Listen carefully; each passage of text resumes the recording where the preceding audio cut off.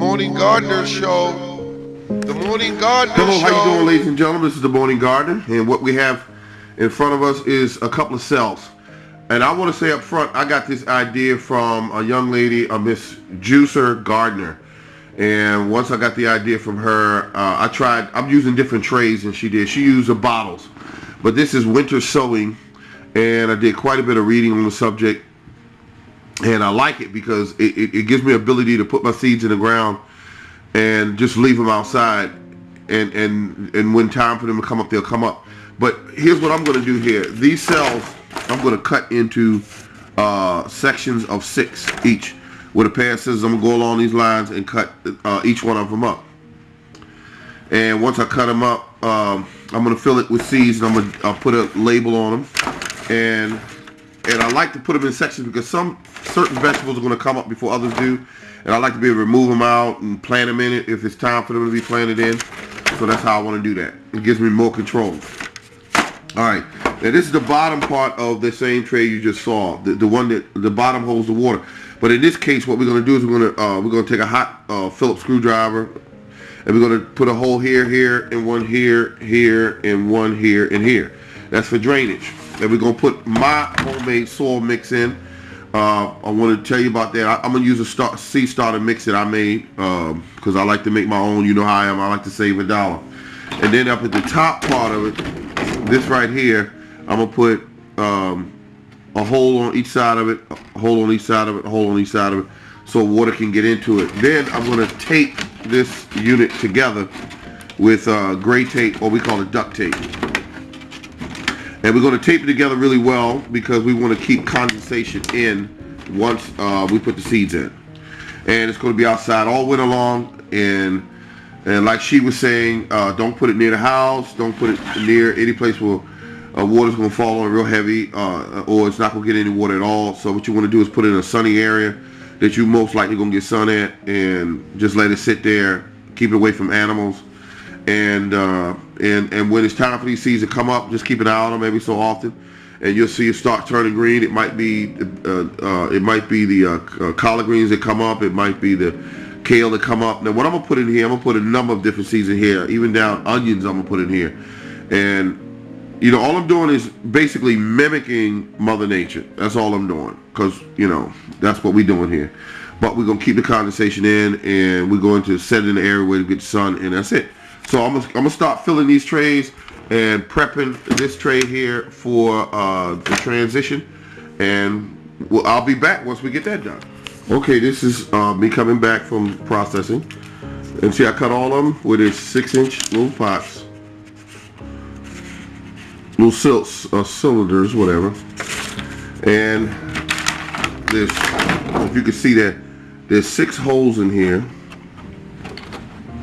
So when it rains and snows, it'll keep it moist. And then you got the bottom tray, 6 holes. You don't have to do it like mine. You can put more holes or less holes, but I wanted 6 because if it sits uneven on the ground, it'll drain either way, and that's what I want. I don't want ice building up in it. And when it get warm, the ice will melt. It'll drain out. Yeah. So this is what I got so far. Cups for the plants, and I'm making a soil mix right now. And then we got the top, which like I said earlier, we're going to tape it down with some duct tape, or you can use any kind of tape you want that will stick. I like to use duct tape, but I could use that clear box tape. That would work. But the main thing is to get condensation in it. Alright, we'll be back after I get the soil mix and we put some plants in the pots, maybe label them up. Okay, this is my soil mix I just made, and it's got perlite in it and vermiculite. That's just what I wanted today, because I'm gonna tell you something, folks. You gotta, I don't listen to everything that every video says unless it makes absolute sense, and then I'll listen to it, and then I'll go research it after I listen to it.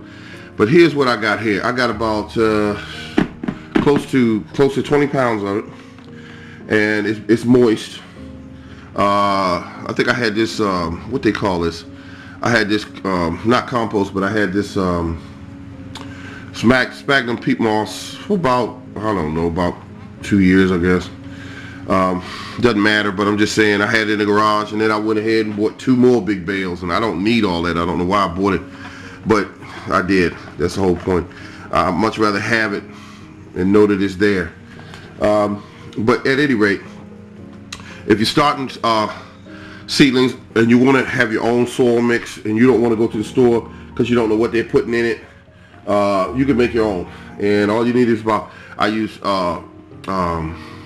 this is the majority of it is sphagnum peat moss, and then I add about whatever portion I start off with sphagnum peat moss. I add about 20% of you know, the other ingredients. Like I do a 20% mix of the perlite, and you could just use perlite or you could just use vermiculite.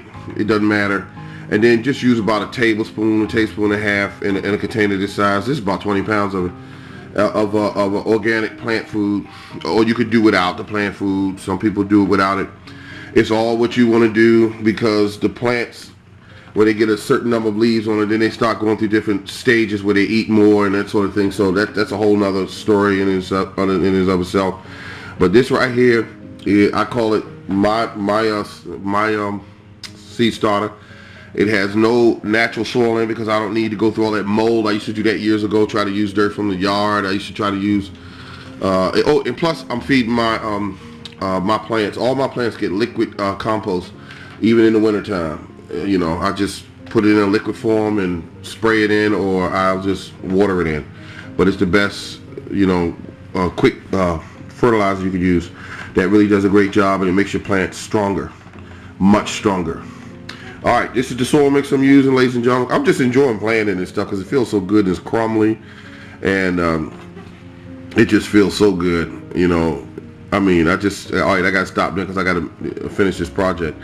But okay, I'm going to show you real quick how to put the seeds in the little shells here. First, I'm going to open up my carrots.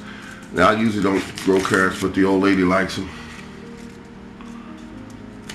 Let's see what we got here. So we open this up. If we can get this open here. I tried it, and I got quite a few of them done. Okay, so I have some seeds in there, and then what I do is I put a little label on here, carrots, and the date they were processed, and I just put some in, wipe them down real quick.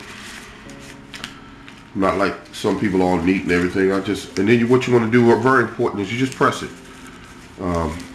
If you want most of your seeds to come up, you got to firm it down. Just firm it down. And I don't have any room right now, but I'm going to put a few seeds in each one of these cylinders without getting them mixed into my seed mix. Because I don't want to do that, because then I'll have carrots coming up everywhere. Okay, so that's it. And what we'll do is we'll put in just a little bit on top to cover. Then we just press it down, and that's it. And then next it goes into a box like this one here. Let's take this out of the way. This is the finished product right here. This is taped up. It has roughly 6 holes at the top, 6 in the bottom. The soil is, or the mix is a seed starter mix is moist, and this is going to be set outside. And once this is set outside, it will begin to build condensation, and it will ice. It'll get cold, it'll get warm, it'll get cold, it'll get warm, and when the right time of the year hits for that particular group of seeds, they'll start shooting up, and all I have to do is open this and remove just this one that I need to plant out into the garden, so that the rest of them could stay in here and continue, and when it's the right time for them, then they'll pop up, and then all I got to do is separate what I need and go ahead and plant them out how I want to plant them out. So, I mean, it's a win-win. It's a win-win. I'm going to make another one of these carrot setups right here because I have enough seeds left. Zoom in a little bit, so if I can, yeah. I mean, that's a lot of seeds. Now, these will go outside tomorrow, and I also will shoot that as well. These will go outside tomorrow. It's got to be well over 300 some odd seeds there. I believe in plant enough so that if something goes wrong, you got enough backup seeds, and that's how I do it. I even have okra in there. I've got tomatoes,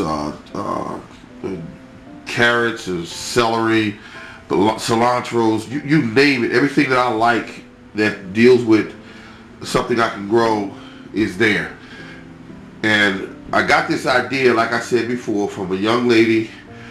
She calls herself Juicer Gardener, and I don't want to call her name because I think I might mess her name up, but that's the name of her channel, Juicer Gardener, and she's the only one that I have seen on YouTube showing how to winter sow. And so I love the idea. I mean, because I didn't want to stop gardening in spring and summer, in fall. I didn't want to stop. I mean, I didn't want to stop. I wanted to go beyond, and so that way you can put your seeds in the ground and on the coldest months, and they'll only start propping or coming up out of their dormancy once the temperature is right for them. So all you do is get them placed in the location where you want them, and keep it moving like a drive-by. So I'm all set. These are all the things I have. I'm putting them outside. Some seeds in there are experimental. I put them out there because, I mean, you know, I want to see what they'll do, because I believe that all we're doing here is mimicking Mother Nature. That's all we're doing. When your tomato hits the ground in the fall and it rocks to the ground and them seeds sit right on the surface of that ground, next year, what do you get? A lot of gardeners like to use that term, volunteer tomatoes. The same principle here. Same principle.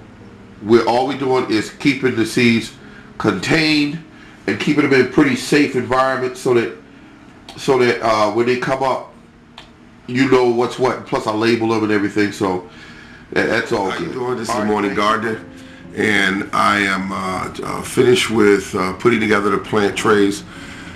Like I said, there's well over 300 plants there, and I just put them outside. We're going to go take a look at that. And let's just, I'm using my cell phone here, and I'm going to look up what the temperatures are today. And these plants were just set out, and it shows here in zone 7 that this is the temperature.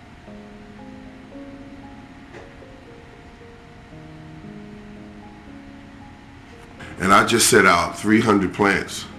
We're going to see whether or not is it insane or is it just completely natural, because that's what nature does. And we're starting off with a shot of my trees. You can see that the snow just started to fall. There's not much snow on the branches.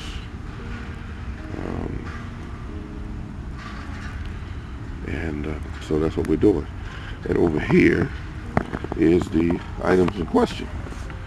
There's one tray here, and I just set these out maybe 15 minutes ago, and they were already filled with condensation. And you can see that, filled with condensation. Beautiful, beautiful. This was the first one that was set out. That was the very first unit. And this one here was the second unit. And each one has a full tray of seeds. And I love it. And this is a shot of all of them together. Now, there's quite a bit of snow expected today. So I got them a little, I got them in an area that's very sunny, and that you know, they can get plenty of sunlight, they can get plenty of moisture, and they can also drain well in this area. So where I set them at. Then my only fear is that possibly animals. But if I don't have that problem, then we're all set. You can see the holes at the top now very clear. At the top. Doesn't matter what pattern I put them in as long as I put a sufficient enough in it. And then here I put about 7 in there. About 7 holes. In each one. About 7. I'm not a stickler for that. As long as you get enough ventilation and water can get out. And there's one of my trees here. And up here. You can see that this is actually snowing everywhere on this property. And here we are. We got the collard greens over here, the hybrids covered. And we have the compost pile here. Covered. And it's just a great little winter scene. And there's all the peach trees in the I have it over here. That's my water containers. I emptied out.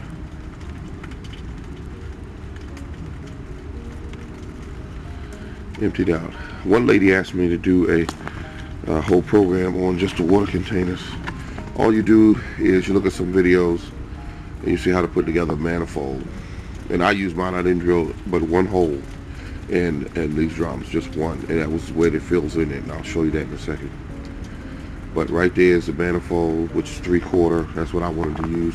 Some people go as high as 2-inch, but I didn't need all of it. And so, and you put a little tiny hole in the very top of them. You can't see it now, of course, but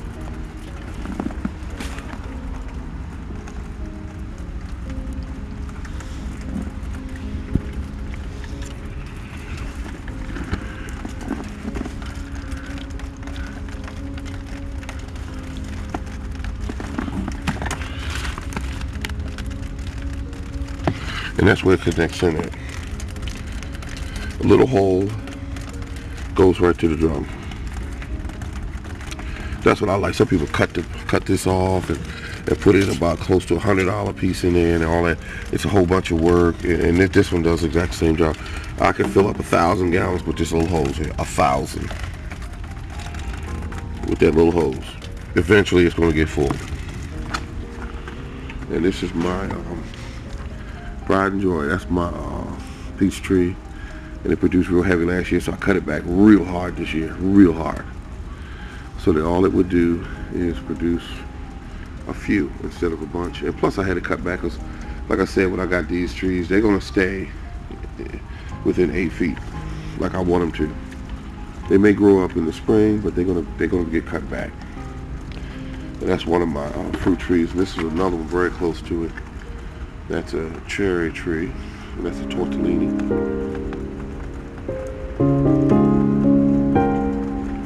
Of course, that's my old boat.